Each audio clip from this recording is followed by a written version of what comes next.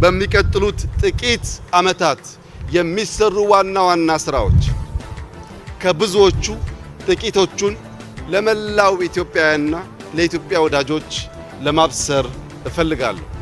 ኢትዮጵያ የህዳሴን ግድብ የሚተካከል ለሰላማዊ ዓላማ ብቻ የሚውል የኒውክሌር ፕላንት በቅርቡ ስራ ትጀምራለች። ኢትዮጵያ በአፍሪካ ግዙፍ የሆነውን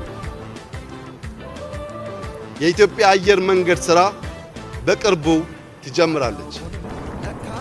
በጥቂት ሳምንታት የመጀመሪያው የጋዝ ፋብሪካ ይመረቃል። በዚያው ቀን ከመጀመሪያው የጋዝ ፋብሪካ በሳይዙ በልኩ ከ10 ጊዜ በላይ ከፍ ያለው ሁለተኛው ጋዝ ይጀመራል።